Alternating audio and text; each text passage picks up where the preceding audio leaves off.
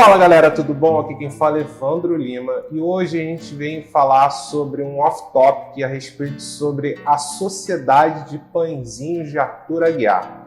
Isso mesmo, independente de qualquer coisa, o Arthur mereceu vencer o BBB 22, sem nenhum problema quanto a isso.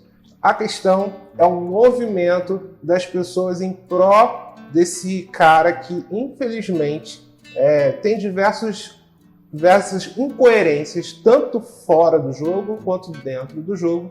E hoje a gente vai falar um pouquinho sobre, tá? Antes de qualquer coisa, já deixa seu like e se você puder compartilhar esse vídeo para outras pessoas, seria muito bom. E você também pode nos ajudar no Apoia-se. Com apenas R$5, você pode estar nos ajudando a ter mais e mais visibilidade no YouTube, tá bom? Então vamos lá? O primeiro ponto de argumentação dessa história toda é o que aconteceu antes do BBB. Antes do BBB, o próprio Arthur estava sendo acusado de ter tido 17 relacionamentos extraconjugais pela própria esposa, né?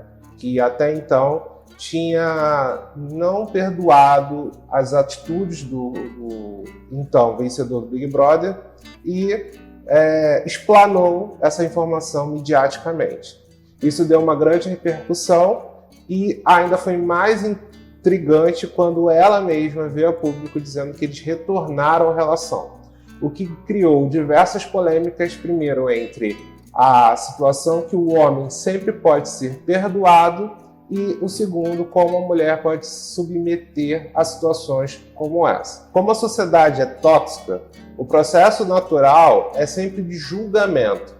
O julgamento é um processo da psicologia onde a gente adequa uma forma de pensamento. Todos os juízes eles têm um valor.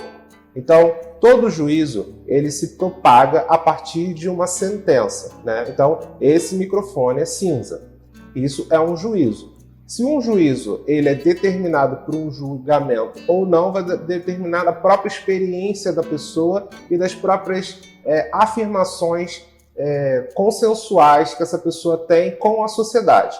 Logo, se todo mundo fala que isso aqui é um microfone que tem uma capa cinza, logo eu também vou dizer que isso tem uma capa cinza. Entretanto, vai ter alguém que vai dizer o contrário. Esse julgamento ele é naturalmente necessário para a gente criar o que a ciência traz como hipótese. Outro ponto de argumentação é a questão moral. A nossa sociedade é uma sociedade onde tem muitas pessoas que acabam traindo nas suas relações, o que não necessariamente caracteriza numa punição real. Quantas pessoas você conhece que, infelizmente, traem e não são punidas por isso, né?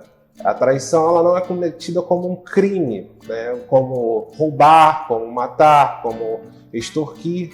E por conta disso, a gente acaba permitindo certos comportamentos na sociedade, somente avaliando que isso é errado ou não. O segundo argumento que essas pessoas elas caracterizam por Arthur Aguiar é a solidão. A solidão é uma característica de muitas pessoas que acabam se isolando em determinado ambiente. Não necessariamente elas estão só. Porém, elas não têm, talvez, ideias parecidas com as pessoas ao redor, ou elas não têm familiaridade com tais pessoas. Existe um autor chamado Sêneca, que fala que a solidão não é estar necessariamente só, e sim estar vazio. Entretanto, o que essas pessoas não argumentam é que houveram outros BBBs dentro do próprio programa de Arthur Aguiar que também se sentiram só em muitos momentos do programa. Como, por exemplo, o Gustavo, Natália, o próprio Thiago, são personagens que, infelizmente, não conseguiram ter um grupo de pessoas consigo e também não se colocaram numa situação onde estavam se sentindo solitárias. O terceiro movimento, que é muito importante para a gente lembrar, é a rixa que ele teve com o Jade Picon. E talvez foi essa a maior guinada para a vitória de Arthur, né? Jade, uma menina de 20 anos, 21 acredito eu, não vou me lembrar agora ao certo, infelizmente começou a trocar farpas com o próprio Arthur, alegando que ele não a saudou numa vitória. E falou alguma coisa a respeito sobre ela ter vencido um jogo. Esse comportamento de Jade foi equivocado, E foi fomentado pelas amigas, né, de Jade, para que elas criassem uma revolta sobre Arthur.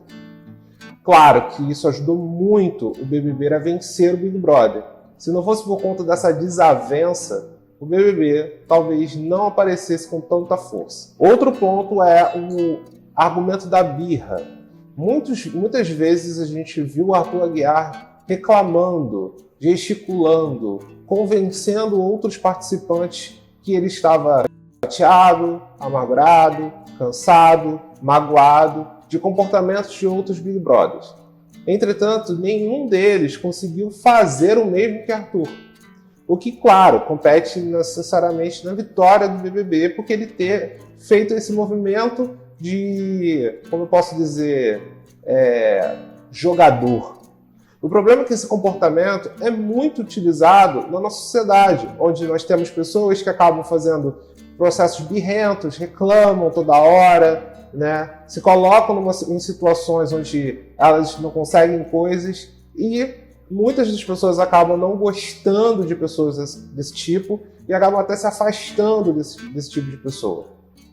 Que é um processo totalmente inverso do público do Pãozinho, que acabou querendo ter esse personagem na vida delas, né? Querendo que esse personagem vencesse um comportamento onde o Big Brother, ele basicamente cria uma amostra da nossa vida social. Tudo bem, agora com todos os argumentos colocados, eu vou falar agora não mais do Arthur Aguiar, né? Ele venceu o Big Brother, ele tem todos os méritos sobre isso. Agora eu vou falar sobre essa sociedade que, de uma certa forma, criou esse personagem e também suas incongruências. Dentro disso, eu vou utilizar um argumento que é utilizado por psicanalistas, na verdade, muito utilizado no livro de Freud, chamado Psicologia das Massas. Freud argumenta uma teoria de Le Bon, que trata o que a gente chama de massa de manobra.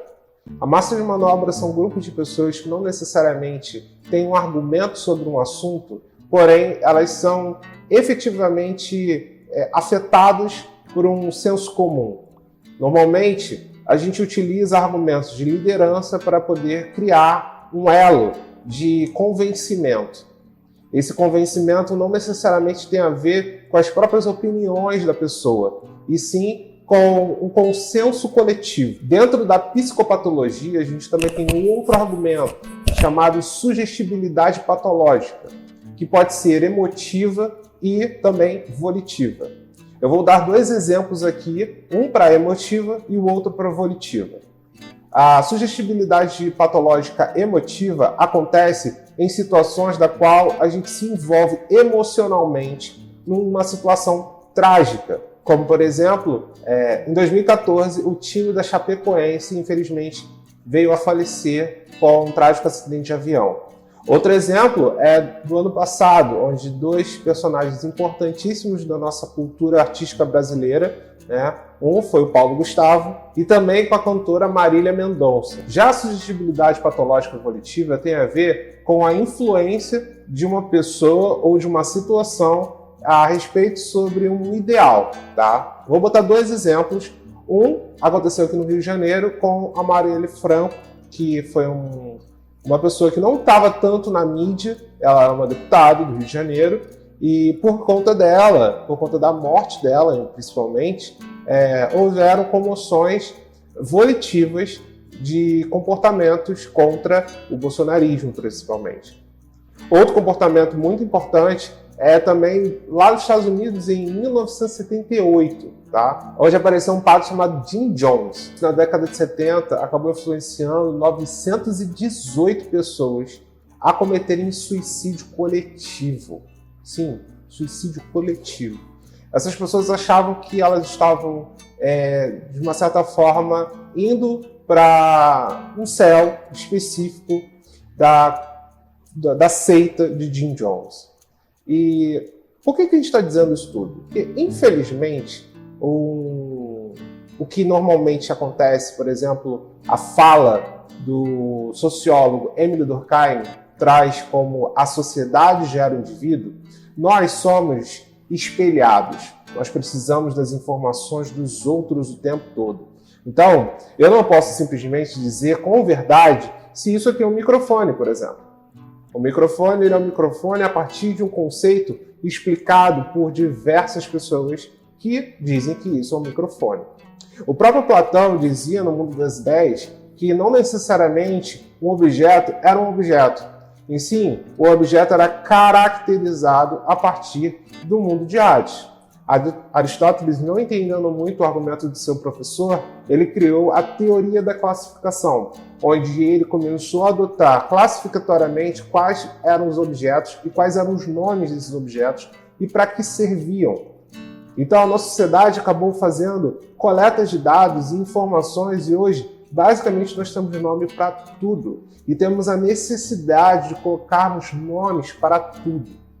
Esses nomes são caracterizados a partir do conhecimento coletivo, não individual. Então, se você chamar isso aqui de Herrenberg, por exemplo, um nome qualquer, e um monte de pessoas vão falar que isso é um microfone, uma hora você vai chamar isso aqui de microfone. Nesse ponto de vista, ficamos confusos em será que o Arthur realmente deveria ter vencido o Big Brother Brasil? Ou o Arthur ele só venceu por conta dessa sociedade que já estava plasticamente entendendo que a vitória dele era a melhor? Lembrando, já aconteceu, isso é um fato e não vai mudar. Arthur Aguiar ganhou o Big Brother Brasil e méritos para ele. O problema aqui é que a nossa sociedade ela não está pensando e isso é um processo muito habitual. Tem um outro autor que se chama Zygmunt Bauman. Zygmunt Bauman, ele trabalha com a ideia de pertencimento. Então, muitas das vezes, as pessoas acreditam que é preferível você acreditar que uma pessoa é melhor do que a outra pelo conjunto de pessoas que ela, de uma certa forma, está abraçando.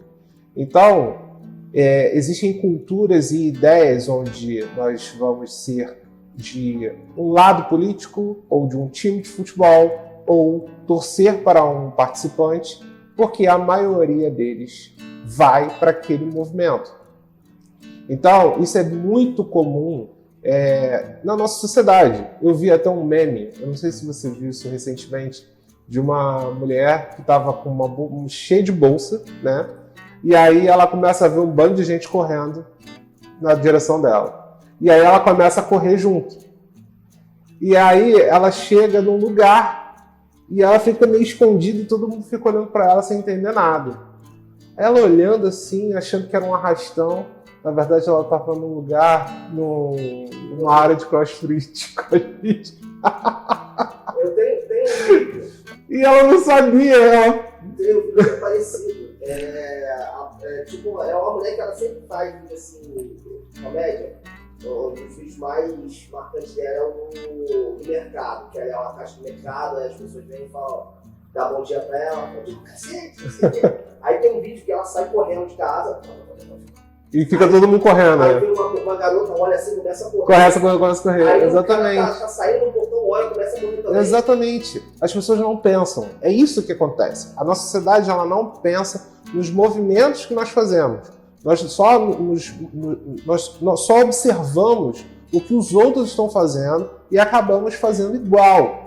Então, quando a gente começa a ter comportamentos parecidos, é porque, de uma certa forma, esse processo de absorção de comportamentos não está sendo refletido, pensado. Então, precisamos rever de novo. Arthur Aguiar tinha problemas de traição, que foram perdoados pela sua esposa, né? Mas não necessariamente perdoados pela sociedade. Arthur estava sozinho, assim como outros participantes do BBB. E lembrando aqui que isso não é uma situação antinatural, porque o objetivo do Big Brother não é você trabalhar em conjunto. O objetivo do Big Brother é você trabalhar sozinho, tá bom? Então, ele estava sozinho, assim como outros participantes. Ele, de uma certa forma, criou rixa com outro participante muito forte, que no caso era o Jade Picon. E, neste caso, ele estava correto. E de uma certa forma, também criou birras e comportamentos que também não foram muito legais, mas ninguém o acusou e desmereceu ele do prêmio. Lembrando que o Arthur mereceu vencer o Big Brother. Porém, a sociedade ela não está muito pensando nos motivos pela qual o Arthur mereceu essa vitória. Ela está muito mais preocupada em andar com a manada. Bom, se você gostou do vídeo, então deixa seu like, não se esquece de compartilhar esse vídeo e se você puder se inscrever no canal, a gente tem um Apoia-se, está na descrição desse vídeo, com apenas R$ 5 você pode estar nos ajudando a crescer cada vez mais.